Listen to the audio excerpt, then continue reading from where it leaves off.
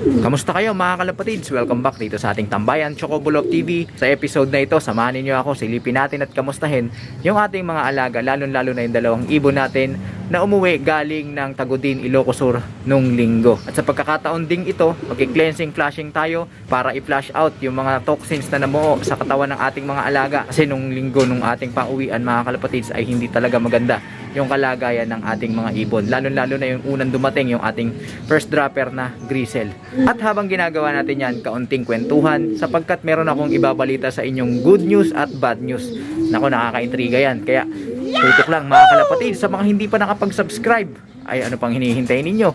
Mag-subscribe na kayo, hit nyo na notification bell para na sa ganun updated kayo dito sa ating ginagawang kwentuhan, nakapupulutan ng mga ideya at kaalaman.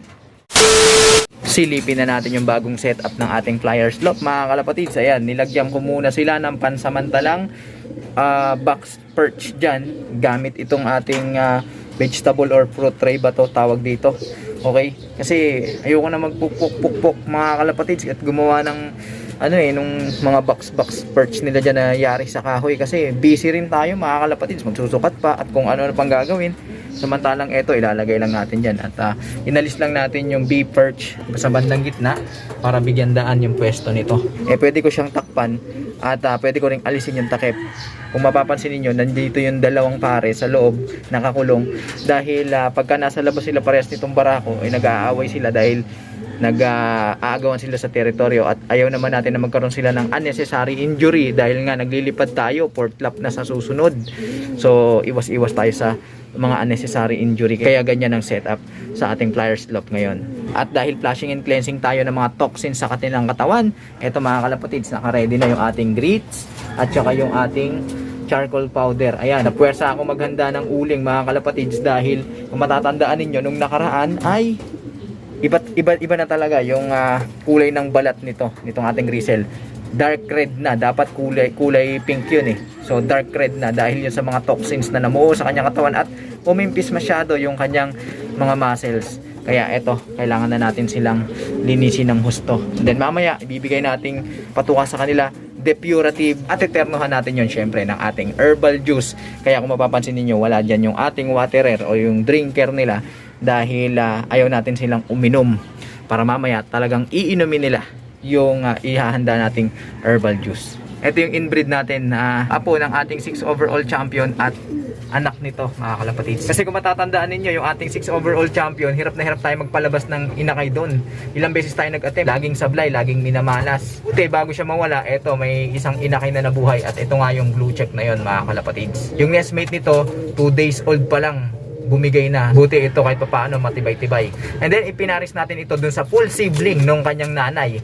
At ang kanilang naging anak ay eto. So lumalabas, line breed na to mga kalapatids. At yung singsing na nakasuksok sa kanya, ayan yung singsing ng ating 6 overall champion. So stock bird natin to mga kalapatids. Pero gustong gusto ko yung lipad nito. Yung agility niya kapag lumilipad ay ibang iba. Pero ganun pa man, hindi pa natin to nasusubok. Malalaman natin yan kapag inilipad natin ito. So sa mga susunod na panahon, titignan natin kung ano ba talaga ang karakas nito. Doon lang kasi talaga natin malalaman mga kalapatids na kanubi kung magaling ba at mahusay yung ating ibon. Kailangan ilipad talaga natin para magkaalaman. Nagparis na rin to mga kalapatids. Medyo disappointed lang siya dahil yung kanyang tatay na pinaparisan niya nung nakaraan ay pinaris na natin dito sa hen na ito. Ito yung pinakananay ng ating 6 overall champion at ng ating ace ngayon dito sa ating loft. Ito yung ating grisel na laging nauuna. Kaninang umaga nagparonda tayo, 3 lang yung ating pinalipad. Ito at saka yung dalawang ibon natin na hanggang ngayon nasa labas pa. Ayaw pa pumasok mga kalapatids. Ayan sila. Ayan, nagtatatambay dyan. Magkaedad yan mga kalapatids. At balak natin yan isabak sa south. Titignan natin, kakaliskisan natin kung sino-sino yung mga dapat isama. Habang gumagawa ako dito ng ipatutukan natin sa ating mga alaga sa araw na ito, punta na tayo sa good news at bad news mga kalapatids. Anong gusto nyong unahin natin? O sige, unahin natin yung bad news. Bad news mga kalapatids kasi bigo tayo na makuha o makapwesto dun sa top 3 doon sa fan race area. Kung hindi ako nagkakamali mga kalapatids, mahigit 100 ibon din yung naglaban-laban doon sa aming area. Sa kasamaan palad, kinapos tayo mga kalapatids dahil hanggang pang-anim lang ang nakuha nating pwesto. Ang lalakas din kasi talaga ng mga warriors ng ating mga kalapatids dito sa aming area. Kaya talagang pukpukan yung labanan. Kung titignan nyo yung scorecard mga kalapatids, dikit na dikit lang. Nako, ilang takal na ba to? Yun, pang-anim lang tayo mga kalapatids. Sayang, ang may award dyan ay yung first, second, third. So pang-anim tayo, Olats mga kalapatids. Kasi kung matatandaan nyo, nagbagal yung ibon natin nung Aguo.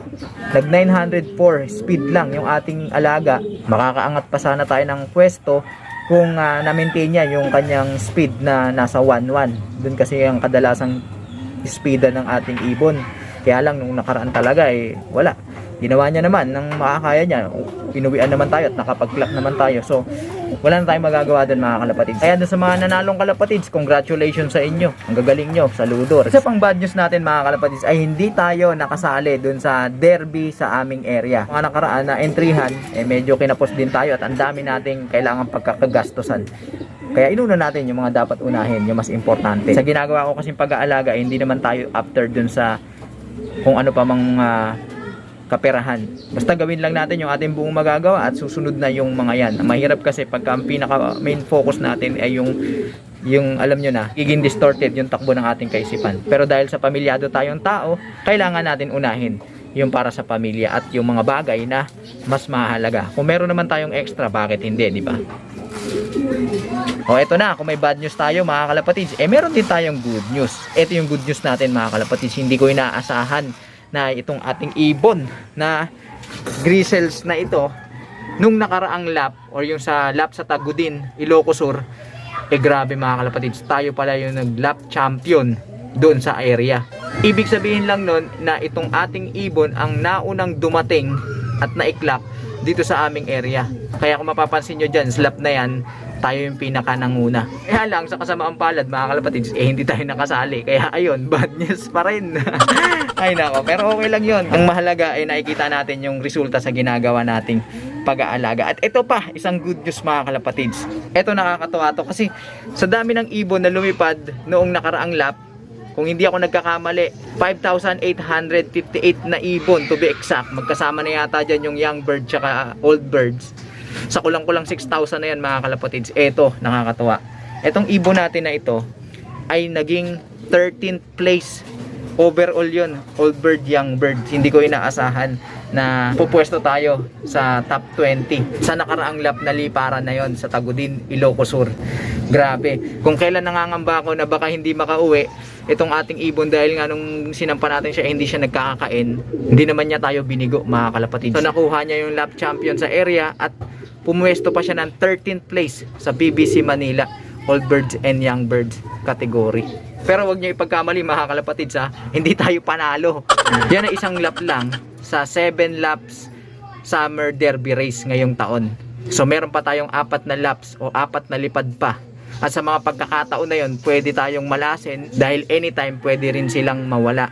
Kaya tuloy-tuloy pa rin yung ating ginagawang paghahanda na ibigay sa ating mga alaga yung tulong na kailangan nila.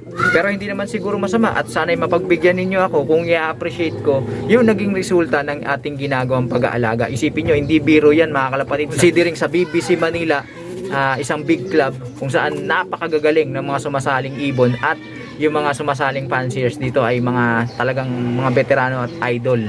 Kaya natutuwa lang ako at sana pagbigyan nyo na kung iro-romanticize ko yung naging resulta ng ating nakaraang lap na liparan pauwian. Kasi isipin nyo, sa dami-dami ng ibon na yon, 5,858 nakapang 13 tayo mga kalapatids. Maaring maliit na bagay sa iba pero para sa akin iyon ay mahalaga dahil yun ang resulta ng ginagawa nating pagsisikap at pamumuhunan ng oras, pagod at alam nyo na sa lapi sa ginagawa nating pag-aalaga sa kanila.